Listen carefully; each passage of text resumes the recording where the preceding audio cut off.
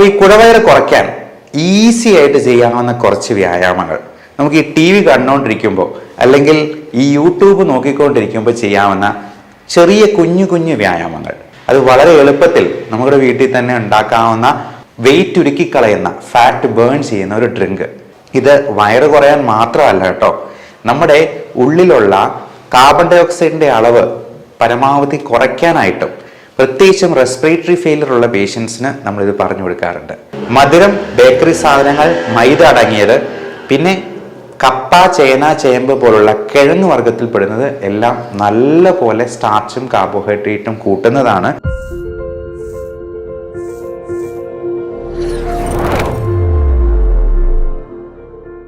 കുടവയർ കുറയ്ക്കുക എന്നുള്ളത് എല്ലാവരുടെയും അത്യന്താപേക്ഷിതമായിട്ടുള്ള ഒരു ആവശ്യമായി മാറിയിരിക്കുന്നുണ്ട്. കുടവയർ ഉണ്ടാക്കുന്ന ശാരീരിക പ്രശ്നങ്ങൾ വേറൊരു ഭാഗത്ത്, അതുമൂലമുണ്ടാകുന്ന നാണക്കേടും ബോഡി ഷെയ്മിങ്ങും വേറൊരു ഭാഗത്ത്. അപ്പോൾ ഈ കുടവയർ കുറയ്ക്കാൻ ഈസി ആയിട്ട് ചെയ്യാവുന്ന കുറച്ച് വ്യായാമങ്ങൾ നമുക്ക് ഈ ടി വി കണ്ടുകൊണ്ടിരിക്കുമ്പോൾ അല്ലെങ്കിൽ ഈ യൂട്യൂബ് നോക്കിക്കൊണ്ടിരിക്കുമ്പോൾ ചെയ്യാവുന്ന ചെറിയ കുഞ്ഞു കുഞ്ഞു വ്യായാമങ്ങൾ. അതുപോലെ നമുക്ക് അതിനു വേണ്ടി തയ്യാറാക്കാവുന്ന ഒരു ഡ്രിങ്ക്. അത് വളരെ എളുപ്പത്തിൽ നമ്മുടെ വീട്ടിൽ തന്നെ ഉണ്ടാക്കാവുന്ന അവൈലബിൾ ആയിട്ടുള്ള സാധനങ്ങൾ കൊണ്ടുണ്ടാക്കാവുന്ന ഒരു ന്യൂട്രീഷ്യസ് ആയിട്ടുള്ള വെയിറ്റ് ഉരുക്കിക്കളയുന്ന ഫാറ്റ് ബേൺ ചെയ്യുന്ന ഒരു ഡ്രിങ്ക്. ഇത് രണ്ടുമാണ് ഞാൻ ഇന്ന് നിങ്ങൾക്ക് മുമ്പിൽ അവതരിപ്പിക്കുന്നത്. ഇതൊരു 14 ഡേയ്സ് ചലഞ്ചാണ്. 2 ആഴ്ചത്തേക്ക് 14 ദിവസത്തേക്ക് നിങ്ങളിത് കൃത്യമായിട്ട് ഫോളോ ചെയ്യുക. എന്നിട്ട് കുടവയറ് കുറയുന്നുണ്ടോ ഇല്ലയോ എന്നുള്ളത് നോക്കിയിട്ട് ഈ വീഡിയോയുടെ താഴെ കമൻ്റ് ആയിട്ടൊന്ന് രേഖപ്പെടുത്തുകയും ചെയ്യുക. ഓക്കെ, അപ്പോൾ ഏറ്റവും ആദ്യം തുടങ്ങുന്നത് നമുക്ക് ലഘുവായിട്ട് ചെയ്യാവുന്ന എക്സസൈസാണ്. പിന്നെ ഇതിന് ഇച്ചിരി കഷ്ടപ്പെട്ട് ചെയ്യേണ്ട കുറച്ച് എക്സസൈസും കൂടെ ഞാൻ അവസാനത്തേക്ക് പറയുന്നുണ്ട്. ഏറ്റവും ലഘുവായിട്ട് നമുക്ക് ഈ ടി വി കണ്ടുകൊണ്ടിരിക്കുമ്പോൾ തന്നെ ചെയ്യാവുന്ന ഒരു കാര്യമുണ്ട്. നമ്മൾ ഈ സോഫയിലൊക്കെ ഇരുന്ന് ചിലപ്പോൾ നല്ല റിക്ലൈനറിലൊക്കെ ഇങ്ങനെ വളരെ സന്തോഷത്തോടെ കിടന്നുകൊണ്ടൊക്കെ ആയിരിക്കും മിക്കവാറും ടി വി കാണുന്നത്. അതിന് പകരം നമ്മൾ ഈ സോഫയിൽ ഇരിക്കുമ്പോൾ തന്നെ കാല് പതുക്കെ മടക്കി താഴ്ത്തുന്ന ആ ഒരു എക്സസൈസ് ഒന്ന് ചെയ്ത് നോക്കുക.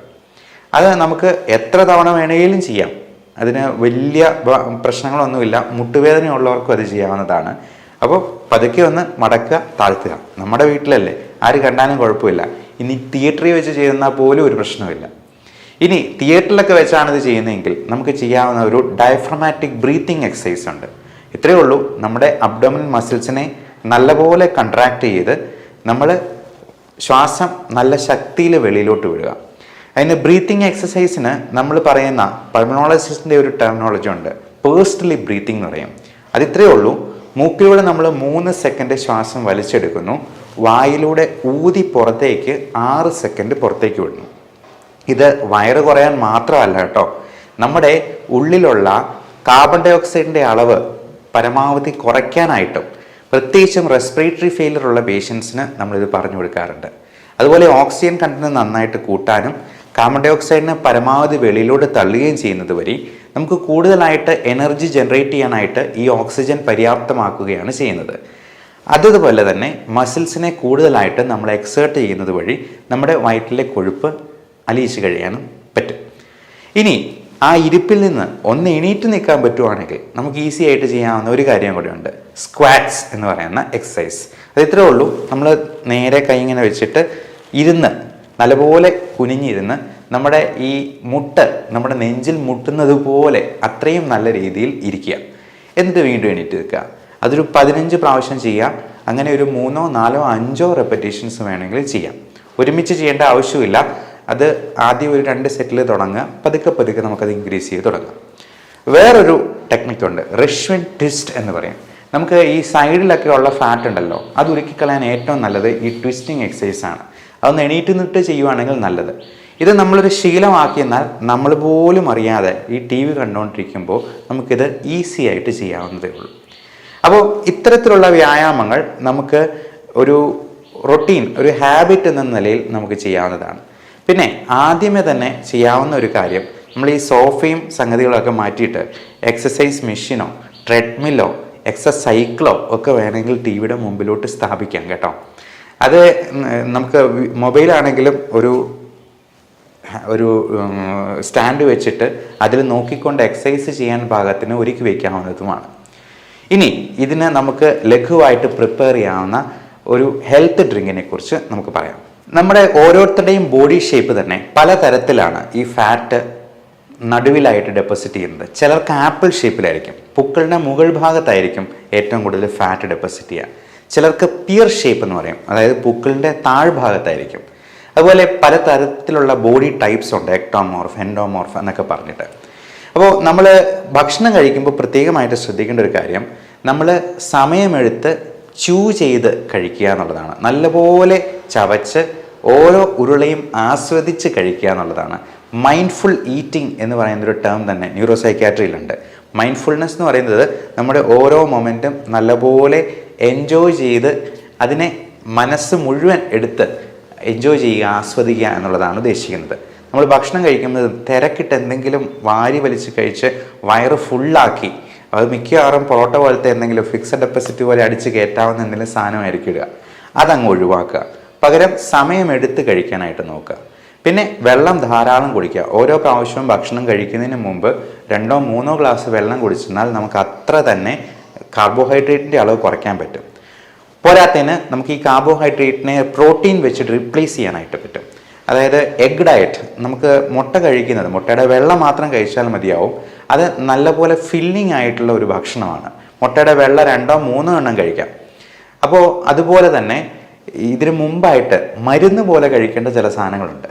അതായത് 3 ഗ്ലാസ് വെള്ളത്തിനോടൊപ്പം ഒന്നെങ്കിൽ ഒരു കുക്കുംബർ, അല്ലെങ്കിൽ ഒരു ക്യാരറ്റ്, ബീട്രൂട്ട്, അധികം മധുരമില്ലാത്ത പഴങ്ങളായിട്ടുള്ള പേരയ്ക്ക, അങ്ങനെ എന്തെങ്കിലും വെച്ചിട്ടൊരു സാലഡ് നമുക്ക് ആദ്യമേ തന്നെ കഴിച്ച് വയറ് പകുതി ഫില്ലാക്കിയതിന് ശേഷം, ഇതിന് വലിയ ടേസ്റ്റ് ഒന്നും ഇല്ലാത്തതുകൊണ്ടാണ് ഞാൻ പറഞ്ഞത് മരുന്ന് പോലെ കഴിക്കണമെന്ന്. നമ്മൾ ഗുളികയൊക്കെ കഴിക്കുന്നത് ഇഷ്ടമുണ്ടായിട്ടല്ലല്ലോ, ടേസ്റ്റും ഇല്ല. അപ്പോൾ അതുപോലെ തന്നെ കഴിക്കേണ്ട കുറച്ച് സാധനങ്ങളാണ് ഈ സാലഡ്. പിന്നെ നമുക്ക് അധികം കാലറി ഇല്ലാത്ത സാധനങ്ങൾ വെച്ചിട്ട് ടേസ്റ്റി ആയിട്ടുള്ള ഭക്ഷണ സാധനങ്ങൾ ഉണ്ടാക്കാം. അങ്ങനെയുള്ള കാര്യങ്ങളും ഡയറ്റും ഞാൻ മുമ്പ് പറഞ്ഞിട്ടുള്ളതാണ്. അപ്പോൾ അതുപോലുള്ള ഭക്ഷണ സാധനങ്ങൾ വെച്ച് ആദ്യമേ സാലഡ് നല്ലപോലെ കഴിച്ച് ചോറ് ഒരല്പം മാത്രം കഴിക്കുക എന്നുള്ളതാണ് ഏറ്റവും നല്ലത്. നമ്മളൊക്കെ അരിക്കുട്ടന്മാരും അരിക്കുട്ടിമാരുമാണെന്ന് പറയും. അപ്പോൾ ഈ അരിയാഹാരമാണ് നമുക്ക് വണ്ണം കൂട്ടാനായിട്ട് പ്രധാനപ്പെട്ട കാരണം.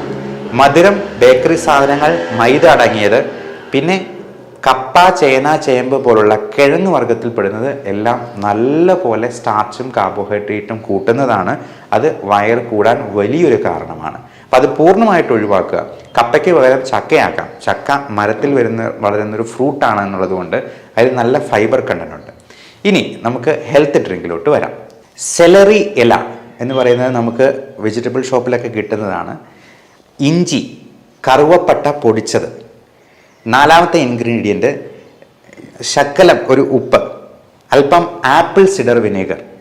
ഏറ്റവും പ്രധാനപ്പെട്ട ഒരു സംഗതിയാണ് വെർജിൻ കോക്കനട്ട് ഓയിൽ, ചക്കിലാട്ടിയ പ്യുവറായിട്ടുള്ള കോക്കനട്ട് ഓയിൽ, വെളിച്ചെണ്ണ. അപ്പോൾ ഇത്രയും നമുക്ക് ആവശ്യത്തിന് എടുക്കാം. ഓരോന്നിൻ്റെയും അളവ് നമുക്ക് തന്നെ ഏകദേശം നിശ്ചയിക്കാം. ഇഞ്ചി ഒത്തിരി എടുത്തിട്ടുണ്ടെങ്കിൽ അതിൻ്റെ ഒരു ചവർപ്പുണ്ടാവും. അതുപോലെ ഈ ഇലയാണെന്നുണ്ടെങ്കിലും നമ്മൾ അതിന് പറയുന്ന സെലറി ഇല എന്നാണ്, അത് പ്രത്യേകം ചോദിച്ചു വാങ്ങിക്കുക. അപ്പോൾ ഇത്രയും സാധനങ്ങൾ എടുത്ത് നമുക്ക് മിക്സിയിലിട്ട് അടിക്കുക. അടിച്ചതിന് ശേഷം ഈ അതിൽ ആപ്പിൾ സിഡർ വിനെഗറും ഗ്രീൻ ടീ നമുക്ക് അല്ലാതെ തന്നെ പ്രിപ്പയർ ചെയ്ത് വെക്കുന്നത് ഉണ്ടാകാം. അപ്പം അതിൽ ആവശ്യത്തിന് വെള്ളവും ചേർത്ത് ആവശ്യത്തിന് വെർജിൻ കോക്കനട്ട് ഓയിലും ആവശ്യത്തിന് ഉപ്പും, ഒരു നുള്ളുപ്പും മതിയാവും. ഇത്രയും മിക്സിയിലിട്ട് അടിക്കുക. എന്നിട്ട് അരിച്ചിട്ട് നമുക്ക് അതിൻ്റെ ടേസ്റ്റിന് വേണമെങ്കിൽ ഷുഗർ ഫ്രീ ആഡ് ചെയ്യാം. ഷുഗർ ആയിട്ട് ആഡ് ചെയ്യാൻ പാടില്ല. ഏറ്റവും അഭികാമ്യം ഷുഗർ ഒന്നുമില്ലാതെ, ഷുഗർ ഫ്രീയും ഇല്ലാതെ നമുക്ക് ഡയറക്റ്റായിട്ട് കഴിക്കുന്നതാണ്. ആർട്ടിഫിഷ്യൽ 0 കാലറി സ്വീറ്റ്നർ ഉണ്ട്. അത് ടേസ്റ്റ് ഒട്ടും അപ്പറ്റൈസിങ് അല്ല എന്ന് തോന്നുന്നവർക്ക് മാത്രം ഈ ഷുഗർ ഫ്രീ ഉപയോഗിക്കാവുന്നതാണ്. എന്നിട്ട് ഇത് ഒന്ന് ടേസ്റ്റ് ചെയ്ത് നോക്കുക. ഷുഗർ ഫ്രീ ആവശ്യമുണ്ടെന്നുണ്ടെങ്കിൽ കുറച്ചൊന്ന് ആഡ് ചെയ്യുക. ഇത് കുടിക്കുന്നത് വഴി നമുക്ക് നല്ല പവർഫുൾ ആൻറ്റി ഓക്സിഡൻസ് നമ്മൾ ശരീരത്തിലേക്ക് കടത്തിവിടുവാണ്. അതിൽ നല്ല ഫൈബർ കണ്ടന്റ് ഉണ്ട്. ഈ വെർജിൻ കോക്കനട്ട് ഓയിൽ എന്ന് പറയുന്നത് നമ്മുടെ ഉരുക്കിക്കളയാനായിട്ട്, ഫാറ്റ് ഉരുക്കിക്കളയാനായിട്ട് ഏറ്റവും നല്ലൊരു സംഗതിയാണ്.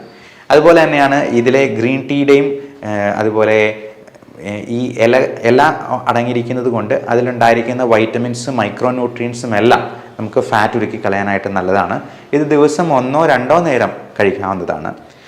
അതുമാത്രമല്ല, നമുക്ക് ഈ ഫാറ്റ് ഉരുക്കിക്കളയാനായിട്ട് ചെയ്യാവുന്ന ഇച്ചിരി കഷ്ടപ്പെട്ടാണെങ്കിലും ചെയ്യാവുന്ന കുറച്ച് എക്സസൈസുകളുണ്ട്.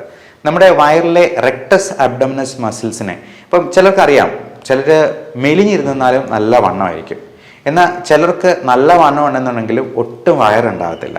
അപ്പോൾ ഈ വയറ് ഉണ്ടാകാതിരിക്കാനായിട്ട് നമ്മൾ ഈ റെക്ടസ് അബ്ഡോമിനസ് മസിൽസിനെ നല്ലപോലെ സ്ട്രെങ്തൻ ചെയ്തെന്നാൽ മാത്രമേ, അല്ലെങ്കിൽ അവനെ വർക്ക് ചെയ്യിപ്പിച്ചെന്നാൽ മാത്രമേ ഈ വയറ് നമ്മുടെ അരയ്ക്ക് ചുറ്റുമുള്ള കൊഴുപ്പ് ഒന്ന് പോകത്തുള്ളൂ. അപ്പോൾ അതിന് ഏറ്റവും നല്ല എക്സസൈസ് ആയിട്ട് പറയപ്പെടുന്നത് പ്ലാങ്ക് എക്സസൈസ് ആണ്. പ്ലാങ്ക് എന്ന് പറഞ്ഞാൽ നിങ്ങൾക്ക് ഗൂഗിളിലൊക്കെ സെർച്ച് ചെയ്യുന്നാൽ അറിയാം. അത് നമ്മൾ കൈമുട്ട് നിലത്ത് കുത്തിയതിന് ശേഷം സ്ട്രെയിറ്റ് ആയിട്ട് നമ്മുടെ സ്പൈൻ വെച്ചിട്ട് പരമാവധി സമയം അങ്ങനെ നിൽക്കുക. ഒരു 30 സെക്കൻഡിൽ തുടങ്ങിയാൽ മതി. 30 സെക്കൻഡ് പതുക്കെ 1 മിനിറ്റ് ആക്കുക. മാക്സിമം 2 മിനിറ്റ് വരെ അത് ചെയ്താൽ മതി. അപ്പം നമ്മുടെ സ്പൈൻ നല്ല സ്ട്രെയിറ്റ് ആയിരിക്കണം. നമ്മുടെ ബട്ടക്സ് അല്ലെങ്കിൽ ചന്തിയുടെ ഭാഗം നല്ലപോലെ സ്ട്രെയിറ്റ് ആയിട്ട് നിൽക്കണം. അത് ഒത്തിരി പൊങ്ങിയിരിക്കരുത് എന്നുള്ളതാണ്. അപ്പോൾ അത് കൃത്യമായിട്ട് ചെയ്യുന്ന വഴി നമ്മുടെ ബാക്ക് സ്ട്രെങ്തനിങ് സംഭവിക്കും. അബ്ഡോമിനൽ മസിൽസിന് നല്ല കോർ സ്ട്രെങ്ത് കിട്ടുകയും ചെയ്യും. അപ്പോൾ ഇതുപോലെ തന്നെയാണ് ഈ പുഷപ്സിലും നമ്മൾ ഒരേ സമയം എയറോബിക് എക്സസൈസ് ആണ്, സ്ട്രെങ്തനിങ് എക്സസൈസ് ആണ്, കൂടാതെ അതിനൊരു സ്ട്രെച്ചിങ് ഫാക്ടറും കൂടി വരുന്നുണ്ട്. അതൊരു പുഷപ്പ് ഒരു വളരെ നല്ല എക്സസൈസ് ആണ്. നമ്മുടെ ബാക്ക് മസിൽസിനും നമ്മുടെ തൈ മസിൽസിനും പോലും, നമ്മുടെ shoulder muscles, pectoralis major minor, chest muscles, നമ്മുടെ റെക്ടസ് അബ്ഡോമിനസ് മസിൽസ് എല്ലാത്തിനും നല്ല എക്സേഷൻ വരുന്ന ഒരു എക്സസൈസാണ് പുഷപ്പ്. അതുപോലെ തന്നെയാണ് ഈ അബ്ഡോമിനൽ ക്രഞ്ചസ് എന്ന് പറയുന്നത്.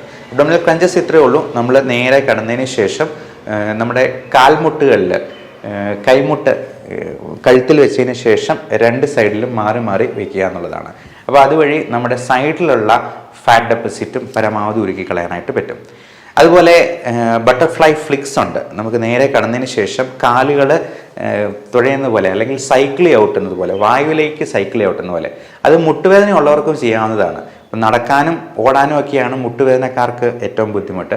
അവർക്ക് പകരം ഈ എക്സസൈസ് ചെയ്യാവുന്നതാണ്. മുകളിലോട്ട് സൈക്കിൾ ഔട്ടുന്നത് ഒരു തരത്തിൽ വെരിക്കോസ് വെയിനെയും ഹെൽപ്പ് ചെയ്യുന്നതാണ്. അപ്പോൾ ഇങ്ങനെയുള്ള എക്സസൈസ് വഴി നമ്മുടെ വയറ് പരമാവധി കുറയ്ക്കാനായിട്ട് നോക്കുക. ഇതിൽ ചെയ്യാൻ പറ്റുന്ന 1-2 എക്സസൈസുകളും കൂടി ഞാൻ പറയാം. ലെഗ് റേസിംഗ് എന്ന് പറയുന്നത് നമ്മൾ നേരെ കിടന്നതിന് ശേഷം കാല് രണ്ടും ഒന്ന് മുകളിലോട്ടൊന്ന് പൊക്കിക്കുക. 90 ഡിഗ്രിയിലല്ല പൊക്കേണ്ടത്, ഒരു 45 ഡിഗ്രി ആംഗിളിൽ വരുന്നത് പോലെ പൊക്കി വയ്ക്കുക. അതിൻ്റെ കൂടെ ശക്കലം കഴുത്തും കൂടി ഒന്ന് പൊക്കിയെന്നാൽ നമുക്ക് ആ വയറിൻ്റെ അവിടെ നല്ല പോലെ പിടുത്തം അറിയാൻ പറ്റും. അപ്പോൾ ഇതൊക്കെ നമുക്ക് എന്തെങ്കിലും യൂട്യൂബിൽ എന്തെങ്കിലും വീഡിയോ കണ്ടുകൊണ്ടിരിക്കുമ്പോൾ ചെയ്യാം, പാട്ട് കേട്ടുകൊണ്ട് ചെയ്യാം. അത് ഒരു റൊട്ടീനായിട്ട് ഇപ്പോൾ രാവിലെ തന്നെ നമുക്ക് എണീറ്റ ഉടനെ തന്നെ ഒരു 19 പുഷപ്പ് എടുക്കുമ്പോഴത്തേക്കും തന്നെ നമ്മളൊന്ന് ആ ഒരു ഉത്സാഹവും ബ്ലഡ് സർക്കുലേഷനും ഒക്കെ നമ്മുടെ ദിനചര്യകളിലെല്ലാം കാണാൻ പറ്റും. നമ്മുടെ ജോലിയിലും ആ ഒരു ഉത്സാഹം നമുക്ക് എക്സ്പീരിയൻസ് ചെയ്യാനായിട്ട് പറ്റും. അതുപോലെ ഈ പുഷപ്സും സ്ക്വാറ്റ്സും നമ്മൾ ഡെയിലി എക്സസൈസിൻ്റെ ഒരു ഭാഗമാക്കുന്നത് തീർച്ചയായിട്ടും ഗുണം ചെയ്യും. ഇത് എല്ലാം പല തുള്ളി പെരുവെള്ളം എന്ന കോൺസെപ്റ്റിലാണ് വർക്ക് ചെയ്യുക. നമ്മൾ ഒരു ദിവസം ഒരു 10 പുഷപ്പേ ചെയ്യാൻ പറ്റുന്നുള്ളൂ, മതി. ആ 10 എണ്ണം ഒരു വർഷം ആകുമ്പോഴത്തേക്കും എത്ര പുഷപ്പായി എന്ന് നമുക്ക് കാൽക്കുലേറ്റ് ചെയ്ത് നോക്കാവുന്നതേ ഉള്ളൂ. അപ്പം അത്രയും പുഷപ്പ് നമുക്ക് കിട്ടുന്നുണ്ടെങ്കിൽ അതുകൊണ്ട് തന്നെ വയറ് കുറഞ്ഞില്ലെങ്കിൽ പോലും കൂടാതെ നോക്കാമല്ലോ എന്നുള്ളതാണ് നമ്മളത് നോക്കേണ്ടത്. അപ്പോൾ എപ്പോഴും ഈ കോൺസെപ്റ്റ് ഓർക്കുക, പലതുള്ളി പെരുവെള്ളം. എപ്പോഴും നമുക്ക് മടി തോന്നുമ്പോൾ ജസ്റ്റ് ഡു ഇറ്റ് എന്ന് മനസ്സിൽ ഇടയ്ക്കിടയ്ക്കൊന്ന് ഉരുവിട്ടുകൊള്ളുക. അപ്പോൾ അത് ഭക്ഷണത്തിൻ്റെ കാര്യത്തിലാണെങ്കിലും എക്സസൈസിൻ്റെ കാര്യത്തിലാണെങ്കിലും നമ്മൾ നമ്മളെ തന്നെ മോട്ടിവേറ്റ് ചെയ്തുകൊണ്ട് നിൽക്കുക. അടുത്ത ഒരു എക്സസൈസ് എന്ന് പറയുന്നത് മൗണ്ടൻ ക്ലൈംബ്സ് എന്ന് പറയും. മൗണ്ടൻ ക്ലൈംബ് നമ്മൾ കുന്നു കയറാനൊന്നും പോകുന്നില്ല, നമ്മൾ നിലത്ത് കിടന്നുകൊണ്ട് തന്നെ ഇപ്പോൾ മൗണ്ടൻ ക്ലൈംബ് ചെയ്യുന്നത് പോലെ കാല് 2 സൈഡിലും മാറി മാറി നല്ലപോലെ മടക്കുക എന്നുള്ളതാണ്. അപ്പം മൗണ്ടൻ ക്ലൈംബ് ചെയ്യുന്നതിൻ്റെ അതേ എഫക്റ്റ് തന്നെ നമുക്ക് അവിടെ കിട്ടും. അതേപോലെ തന്നെ ഹൈ കിക്സ് ആണ് വേറെ ചെയ്യാവുന്നത്. അതായത് കാല് നല്ല ഉയർത്തി നമ്മൾ കൈ ഇങ്ങനെ വെച്ചിട്ട് നല്ല പോലെ ഒരു കിക്ക് വെക്കുക, അല്ലെങ്കിൽ മുട്ടുകൊണ്ടാണെങ്കിലും നമ്മൾ മാറി മാറി 2 കാലുകളും നമ്മുടെ കൈപ്പത്തിയിൽ തൊടുന്നത് പോലെ ഓടുന്നത്, അതാണ് ഹൈ കിക്സ് എന്നതുകൊണ്ട് ഉദ്ദേശിക്കുന്നത്. അപ്പോൾ ഇങ്ങനെയൊന്നും പറ്റിയില്ലെങ്കിൽ നമുക്ക് ഇതിന് വളരെ അത്ഭുതങ്ങൾ ഉണ്ടാക്കുന്ന തരത്തിലുള്ള മരുന്നുകൾ ഇന്ന് അവൈലബിൾ ആണ് എന്നുള്ളതാണ് ഇതിനകത്ത് ഏറ്റവും പ്രധാനമായിട്ടുള്ളൊരു കാര്യം. ചിലർ പറയാറുണ്ട് എന്തൊക്കെ ചെയ്തിട്ടും വണ്ണം കുറയുന്നില്ല എന്നുണ്ടെങ്കിൽ നമുക്ക് അങ്ങനെയുള്ള മരുന്നുകളും ഉണ്ട്. അത് നമ്മുടെ ഭക്ഷണത്തിലെ ഫൈബർ കണ്ടന്റ് കൂട്ടുന്ന രീതിയിലുള്ള ആൽഫ സൈക്ലോഡെക്സിൻ പോലുള്ള മരുന്നുകളുണ്ട്. അതുകൂടാതെ നമുക്ക് ഈ ഫാറ്റിൻ്റെ അബ്സോർപ്ഷൻ ഇൻഡസ്ട്രിയിൽ നിന്ന് അധികം ഉണ്ടാകാതെ ആ ഫാറ്റ് മുഴുവൻ നമ്മുടെ മലത്തിൻ്റെ കൂടെ പോകുന്ന എക്സ്ക്രീറ്റ് ചെയ്യുന്ന രീതിയിലുള്ള ഫാറ്റ് കില്ലിംഗ് ആയിട്ടുള്ള മെഡിസിൻസ് ഉണ്ട്. അത് ഒട്ടും അബ്സോർബ് ചെയ്ത് പോകത്തില്ല എന്നുള്ളത് കൊണ്ട് ഇത് മൊത്തം ഫാറ്റിലൂടെ പോകുന്നത് നമുക്ക് കാണാനും പറ്റും. ഇൻഡസ്ട്രിയിലൊക്കെ ഇപ്പം ചെറിയ ഓയിലി ആയിട്ടുള്ള സ്റ്റൂള് പോവുകയും ചെയ്യും. അപ്പം നമ്മൾ എന്തെങ്കിലും ഓയിലി ആയിട്ടുള്ള ഫുഡ് കഴിച്ചെന്നാലും അത് അബ്സോർബ് ചെയ്യാതെ ഫാറ്റ് മുഴുവൻ നമ്മുടെ മലത്തിലൂടെ തന്നെ പോകുന്ന തരത്തിലുള്ള മെഡിസിൻസും ഇന്നുണ്ട്. ഇതൊന്നും പറ്റാത്ത സെലിബ്രിറ്റീസ് ഒക്കെ ആണെങ്കിൽ ലൈപ്പോസെക്ഷന് പോകാറുണ്ട്, അതുപോലെ ഗ്യാസ്ട്രിക് ബൈപ്പാസ് സർജറി ചെയ്യാറുണ്ട്. പക്ഷെ നമ്മൾ ഒരിക്കലും ഒരു സർജറിയിലോട്ട് പോവുക അത്രയ്ക്ക് മോർബിഡ് ഒബീസിറ്റി അല്ലെങ്കിൽ അഡ്വൈസബിൾ അല്ല. അതായത് BMI ഒരു 30-ലും കൂടുതലാണെങ്കിൽ തീർച്ചയായിട്ടും നമ്മൾ സർജറി കൺസിഡർ ചെയ്യും. അല്ലെങ്കിൽ ഈ ഗ്യാസ്ട്രിക് ബൈപ്പാസ് ഒക്കെ ചെയ്യുമ്പോൾ നമ്മുടെ ഇൻഡസ്ട്രീൻ്റെ അല്ലെങ്കിൽ വയറിൻ്റെ കുറച്ച് ഭാഗങ്ങൾ ന്യൂട്രിയൻ്റ് അബ്സോർപ്ഷൻ ഇല്ലാണ്ടാകുന്ന രീതിയിൽ ചിലപ്പോൾ കുറഞ്ഞു പോകാറുണ്ട്. കാരണം നമ്മുടെ ആവശ്യത്തിനുള്ള പ്രോട്ടീൻസും ന്യൂട്രിയൻസും ഒക്കെ അബ്സോർബ് ചെയ്യാനായിട്ടുള്ള സ്പേസ് പോലും ഇല്ലാണ്ടാകുന്നത് കൊണ്ട് ചിലപ്പോൾ ഹൈപ്പോഗ്ലൈസീമിയോ അല്ലെങ്കിൽ ന്യൂട്രിയൻ ഡെഫിഷ്യൻസിയോ ഒക്കെ ഇങ്ങനെയുള്ളവർക്ക് ലോങ് ടേമിൽ കാണാൻ സാധ്യതയുണ്ട് എന്നുള്ളത് കൊണ്ട്. അതുപോലെ ലൈപ്പോസെക്ഷൻ അതിൻ്റേതായിട്ടുള്ള ചിലപ്പോൾ സൈഡ് എഫക്ട്സ് ഉണ്ടാകാം. അതുകൊണ്ട് ആദ്യമേ നമുക്ക് ഇങ്ങനെയുള്ള ലൈഫ് സ്റ്റൈൽ മോഡിഫിക്കേഷൻ എല്ലാം നോക്കിയിട്ടും പറ്റിയില്ല എന്നുണ്ടെങ്കിൽ ഇതിനുള്ള മെഡിസിൻസ് നോക്കാം. ഒട്ടും പറ്റിയില്ല, മോർബിഡ് ഒബീസിറ്റിയിലേക്ക് പോകുകയാണെങ്കിൽ തീർച്ചയായിട്ടും സർജിക്കൽ ഓപ്ഷൻ നമ്മൾ തിരഞ്ഞെടുക്കേണ്ടി വരും. ഈ മെഡിക്കൽ പ്രാക്ടീസ് എന്ന് പറയുന്നത് ഒരു ചെസ്സ് കളിക്കുന്ന പോലെയാണെന്ന് പറയും. നമ്മൾ ഒരുപാട് മാനദണ്ഡങ്ങൾ വെച്ചിട്ടാണ് ഒരു മരുന്ന് കൊടുക്കുക. സർജറി എന്ന് പറയുന്ന ക്യാരംസ് കളിക്കുന്ന പോലെയാണ്. നമ്മുടെ ഫൈൻ സർജിക്കൽ ഹാൻഡ് മൂവ്മെൻറ്റ്സ് ആണ് അതിനകത്ത് ഏറ്റവും നിർണായകമാവുക. ഏറ്റവും നല്ലൊരു സർജൻ ഒരു സർജൻ ആകുന്നത് എപ്പോഴാണെന്ന് ചോദിച്ചെന്നാൽ ഏത് പേഷ്യൻ്റാണ് സർജറിക്ക് സ്യൂട്ടബിൾ, ഏത് പേഷ്യൻ്റാണ് സർജറിക്ക് കത്തി വയ്ക്കാൻ പാടില്ലാത്തത് എന്ന് മനസ്സിലാക്കുന്നിടത്താണെന്ന് നമ്മുടെ പ്രൊഫസർ പറയുമായിരുന്നു.